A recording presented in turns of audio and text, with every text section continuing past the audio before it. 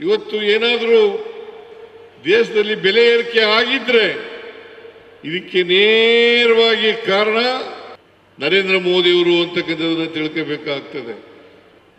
ಈ ನರೇಂದ್ರ ಮೋದಿಯವರು 2014ರಲ್ಲಿ ಪ್ರಧಾನಮಂತ್ರಿ ಆದರು.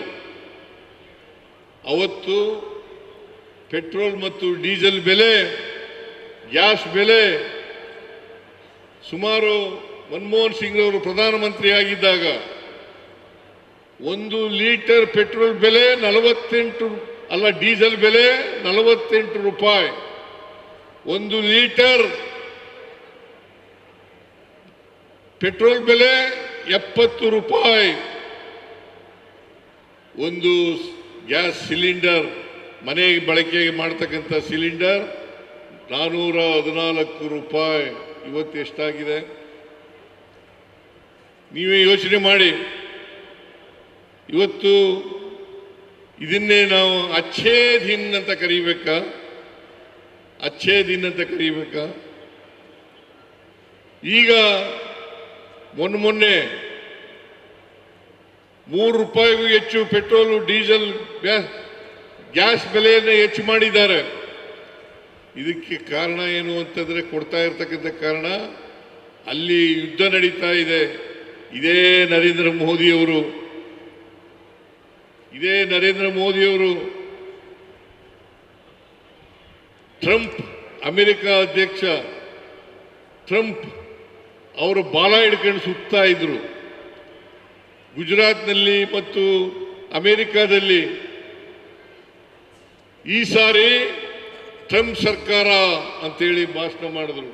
ಟ್ರಂಪ್ ಸರ್ಕಾರ ಅಂತೇಳಿ ಭಾಷಣ ಮಾಡಿದ್ರು. ಟ್ರಂಪ್ ಸರ್ಕಾರ ಬಂತು. ಇವತ್ತು ಇರಾನ್ ಮೇಲೆ ಯುದ್ಧ ಆಯಿತು. ಅಮೆರಿಕದ ಚಿತಾವಣೆಯಿಂದ ಯುದ್ಧ ನಡೀತು. ಇಸ್ರೇಲ್ ಅಮೆರಿಕ ಸೇರ್ಕೊಂಡು ಇರಾನ್ ಮೇಲೆ ಯುದ್ಧ ನಡೀತು. ಏನೆಲ್ಲ ಅನಾಹುತಗಳಾದವು. ಆದರೆ ನರೇಂದ್ರ ಮೋದಿ ಒಂದು ವಿಷಾದನೂ ಕೂಡ ವ್ಯಕ್ತ ಮಾಡಲಿಲ್ಲ. ಇದನ್ನ ತಾವು ಅರ್ಥ ಮಾಡ್ಕೋಬೇಕಾಗ್ತದೆ.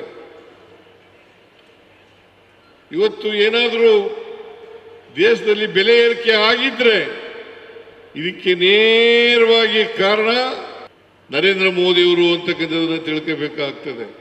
ಹಾಗಾದ್ರೆ ಇವ್ರ ಕಾಲದಲ್ಲಿ ಯಾರು ಲಾಭವನ್ನು ಪಡ್ಕೊಂಡ್ರು ಅಂತಂತಂದ್ರೆ ಅದಾನಿ ಮತ್ತು ಅಂಬಾನಿ.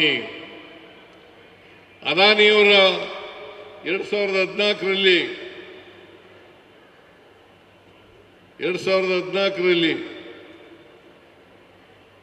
ಅವರ ಒಟ್ಟು ಆದಾಯ ಇದ್ದದ್ದು 16,500 ಕೋಟಿ.